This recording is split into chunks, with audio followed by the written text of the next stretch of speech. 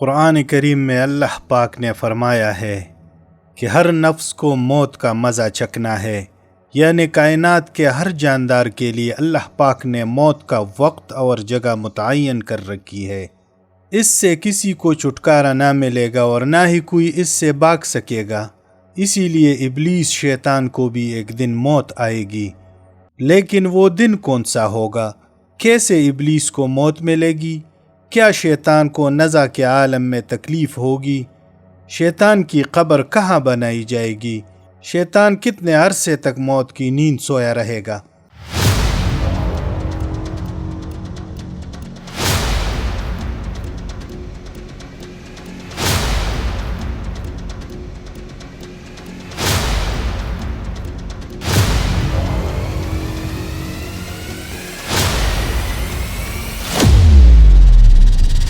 ناظرین گرامی، آج ہم انہی اہم سوالات کے جوابات قرآن و حدیث کی روشنی میں دیں گے۔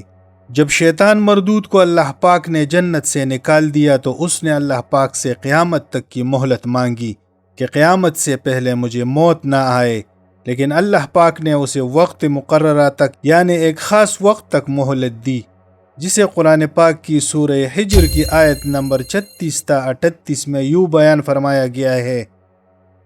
اس نے کہا، اے پروردگار، لوگوں کے زندہ کیے جانے تک مجھے مہلت دے۔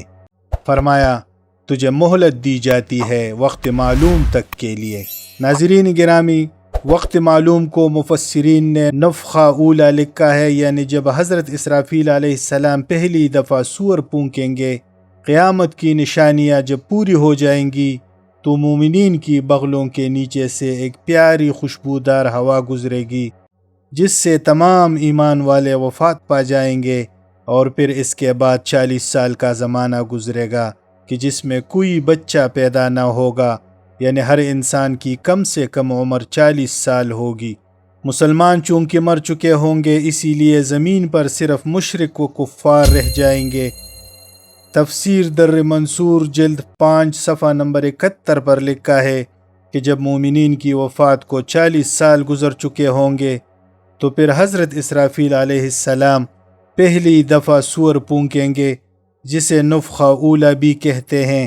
شروع میں اس کی آواز نہایت کم ہوگی کہ لوگ کان لگا کر سنیں گے، پھر یہ بڑھتی بڑھتی اس قدر زیادہ ہو جائیں گی کہ کانوں کے پردے پھٹ جائیں گے، ان کے نتنوں سے پیپ بہنا شروع ہو جائے گی اور لوگ مر جائیں گے۔ انسان، جن، فرشتے، یہاں تک کہ شیطان ابلیس کو بھی اس نفخہ اولا کے وقت موت آ جائے گی۔ اس کے 40 سال بعد حضرت اسرافیل علیہ السلام دوسرا سور پھونکیں گے تو پھر تمام مردے زندہ ہو جائیں گے اور قیامت قائم ہوگی اور میزان لگے گا، یعنی نفخہ اولا کے وقت ابلیس کو موت آئے گی، اور نفخہ اولا اور نفخہ ثانیہ کے مابین 40 سال کا عرصہ ہوگا، اور یہ کہ ابلیس 40 سال تک مردہ رہے گا۔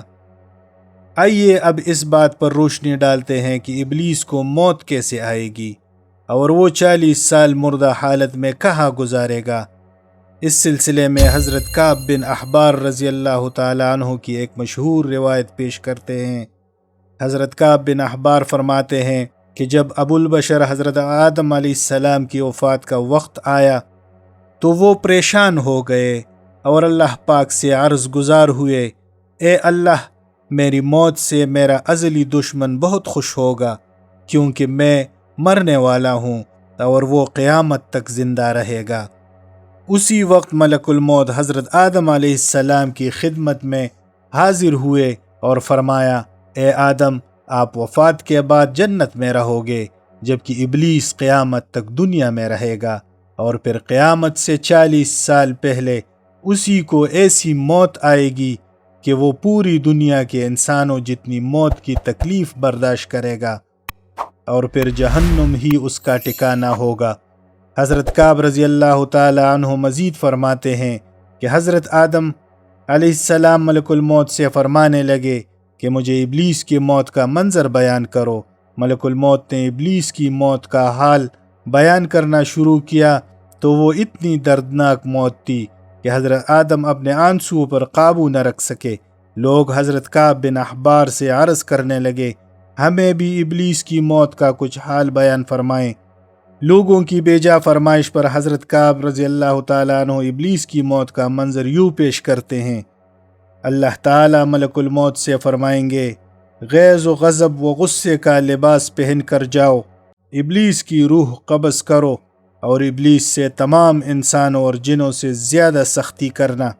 جب ملک الموت غضب و غصے سے بھر کر بہت سے فرشتوں کے ساتھ ابلیس کی روح کو قبض کرنے آئیں گے تو جو بھی آسمان اور زمین میں سے ان کو دیکھے گا وہ فوراً ہی مر جائے گا۔ جب ملک الموت ابلیس کے پاس پہنچیں گے تو وہ داڑے مار مار کر روئے گا۔ پھر شیطان کو موت کی تکلیف دی جائے گی جو کہ ساری مخلوق کی موت کی تکلیف سے بھی زیادہ ہوگی۔ ابلیس گھبرا کر مشرق کی جانب بھاگے گا تو کبھی مغرب کی جانب، لیکن ہر طرف اپنے سامنے ملک الموت کو پائے گا۔ سمندر میں چھپنے جائے گا تو سمندر اسے جگہ نہ دے گا۔ آسمان کی طرف بھاگے گا تو وہاں مقرر فرشتے اس کو آگ کے کوڑے ماریں گے۔ آدم علیہ السلام کی قبر کے پاس کھڑا ہو کر کہے گا، اے آدم، تمہاری وجہ سے میں ملعون و مردود بنا، کاش کہ تم پیدا ہی نہ ہوتے۔ پھر ملک الموت سے کہے گا، کتنی سختی اور تکلیف کے ساتھ میری جان نکالو گے؟ فرمائیں گے، جتنے لوگ جہنم میں ہیں ان سب کی موت سے کہیں زیادہ تکلیف اور سختی کے ساتھ۔ یہ سن کر تڑپنے لگے گا اور چیختا چلاتا ادھر ادھر بھاگے گا اور اسی جگہ پہنچ جائے گا جہاں اس نے جنت سے نکلنے کے بعد پہلا قدم رکھا تھا۔ وہ جگہ آگ کے انگارے کی طرح سرخ ہوگی، زمین چنگاری کی طرح ہو جائے گی اور زبانیہ فرشتے اس کو گھیر لیں گے اور زنبوروں اور آروں سے اس کو چیریں گے جب تک اللہ تعالی چاہے گا۔ اس وقت تک حالت نزع اور موت کے غصے کا شکار رہے گا، اور وہاں جہنم کی سنڈاسیاں لگی ہوں گی۔ ان سنڈاسیوں سے تڑپا تڑپا کر اس کی جان نکالی جائے گی۔ آدم علیہ السلام و حوا سے کہا جائے گا، ذرا اپنے دشمن کو دیکھو کس طرح ذلت کے ساتھ مر رہا ہے۔ وہ دیکھ کر کہیں گے، اے اللہ، تو نے ہم پر اپنی نعمت مکمل فرما دی۔ انہی جہنمی گڑھوں میں ابلیس 40 سال تک مردہ رہے گا اور یہی اس کی قبر ہوگی۔ پھر 40 سال بعد دوبارہ حضرت اسرافیل علیہ السلام سور پھونکیں گے تو تمام مردے زندہ ہو جائیں گے اور حساب و کتاب کا عمل شروع ہوگا۔ ناظرین گرامی، اس کائنات کی ہر چیز فنا ہونے والی ہے، اگر کسی کو دوام ہے تو وہ صرف اللہ بزرگ و برتر کی ذات ہے۔ بس ہمیں تو ہر وقت تیار رہنا چاہیے، کیا پتہ کہ کب کون سی گھڑی ہماری اس دنیا میں آخری ہو اور پھر ہمارے پاس پچھتاوے کے علاوہ کچھ باقی نہ رہے۔ ویڈیو کے آخر میں درود شریف پڑھنا مت بھولیے گا۔ ملتے ہیں ایک اور معلوماتی ویڈیو کے ساتھ، تب تک کے